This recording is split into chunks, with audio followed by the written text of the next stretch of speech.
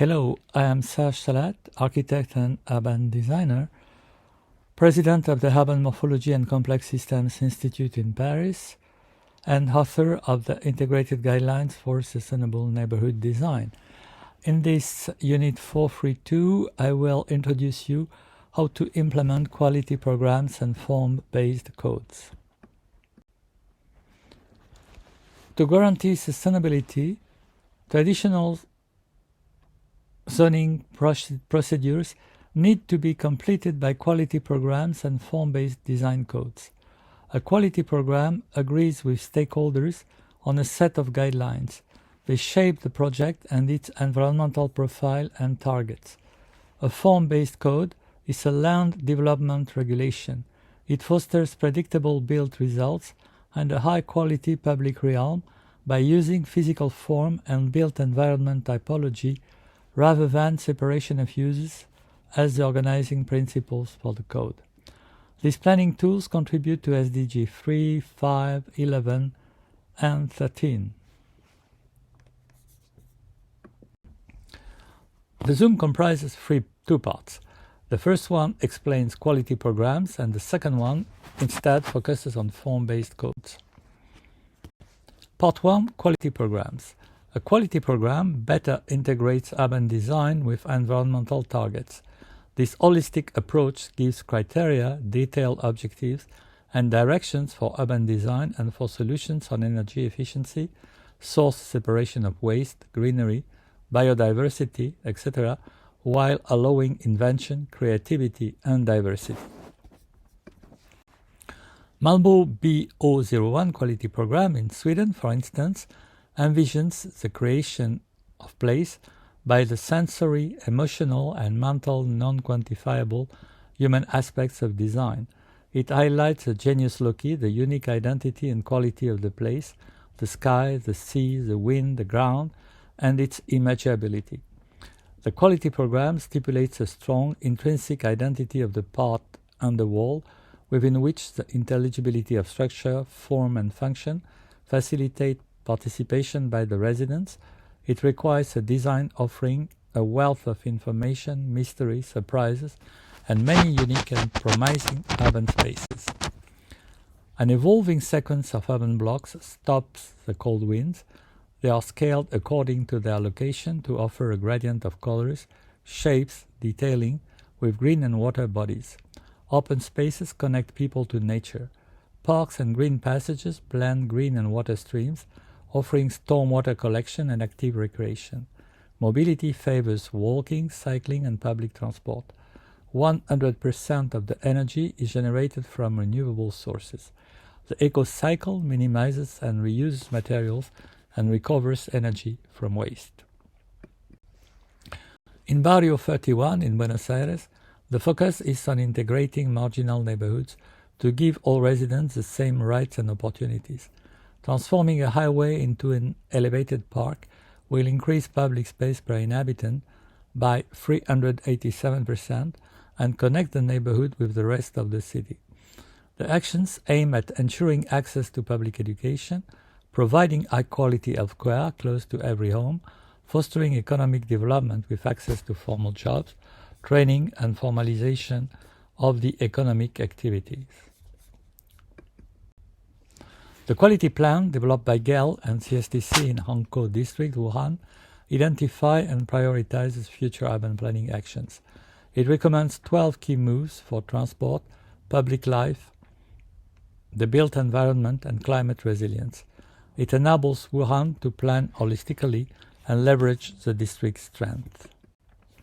The plan recommends connecting the neighborhood for encouraging people activity and a thriving and inclusive local economy.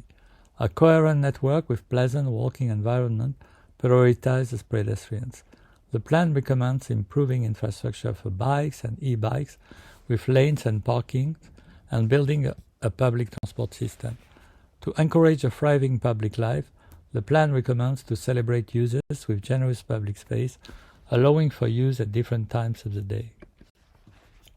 To enhance neighborhood life, the plan recommends to encourage people meeting at high level, to create human-scale mixed use, and to develop maintenance and design standards. To increase resilience, the plan recommends a green space within 10 minutes walk from each resident and to prioritize microclimate consideration in public space design. Part 2. Form-based design codes. Conventional zoning specifies density use, floor area ratio, setbacks, parking requirements, maximum building height. Zoning design guidelines include conventional zoning provisions, plus frequency of opening and surface articulation. By contrast, form-based codes are land development regulations that foster built results and a high-quality public realm by using physical form as organizing principle. They define street and mix of building types, built to lines, number of floors, and percentage of built site frontage. Form-based codes address the relationship between building facades and the public realm, the form and mass of buildings with one another, and the scale and types of streets and blocks. They ensure the buildings in a neighborhood are compatible with their surroundings, while letting the mix of activities in them to be diverse. Amarby-Shostad Design Code, for example, fostered the implementation of open green blocks. Communities can derive many advantages when adopting a form-based code. It opens up opportunities to rehabilitate and reuse historic properties. It allows flexible forms of affordable housing that meet diverse needs. It offers entrepreneurs flexibility in where they can locate and what space they can occupy.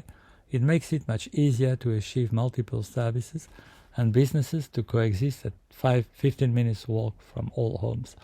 It focuses on a harmonious, cohesive image of the neighborhood. A form-based code can be developed in 7 stages.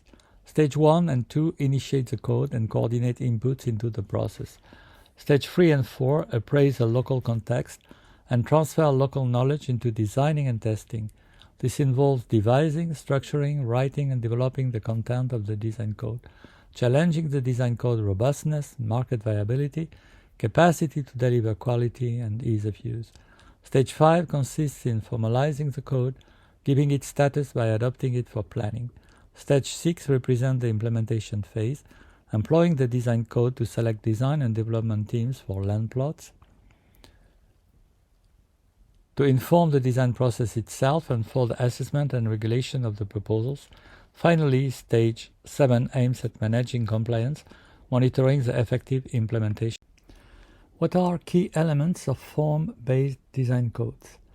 They comprise the following: regulating plans, designate the locations where different building forms apply. Public standards specify elements in the public realm. Building standards control the feathers, configuration, and functions of buildings. Landscaping standards regulate landscape design on private and public properties. Environmental resource standards control environmental feathers, for example solar access. Codes contain processes to review and evaluate projects. A glossary of definitions ensures the accurate use of technical terms.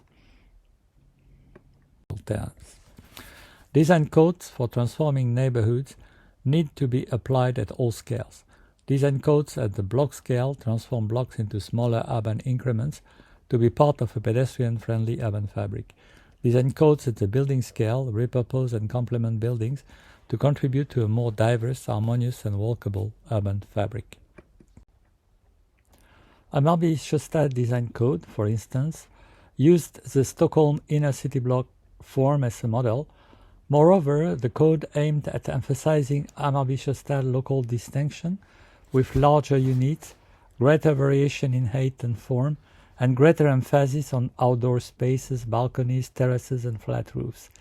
The build form is planned to respond to its related open space, while density guidelines emphasize quality and variation.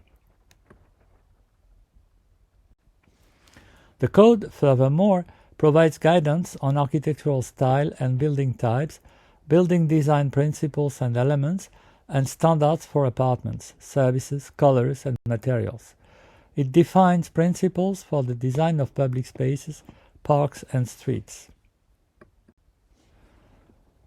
Design codes for restructuring sprawl developments concentrate on designing places with civic and green spaces, with people-scaled small urban blocks delineating streets with access to daily amenities at 5 minutes walking distance from all homes. When developing a design code, a comparative analysis can help establishing benchmarks of scale and connectivity. In Orange Grove Priority Precinct Redevelopment Design Code in Johannesburg, South Africa, for example, the Manhattan grid and block structure are represented in light gray to give a comparative sense of scale and urban fabric detailing. Conclusion, lessons learned. Key takeaways are the holistic definition of sustainability in a quality program results in aesthetics and social options that match the high levels of technical and environmental performance. Design codes foster predictable build results and a high-quality public realm by using physical form and block and building typology. These two participatory approaches allow further dividing the project into small development plots and assigning them to different architects. This fosters diversity of architectural expression.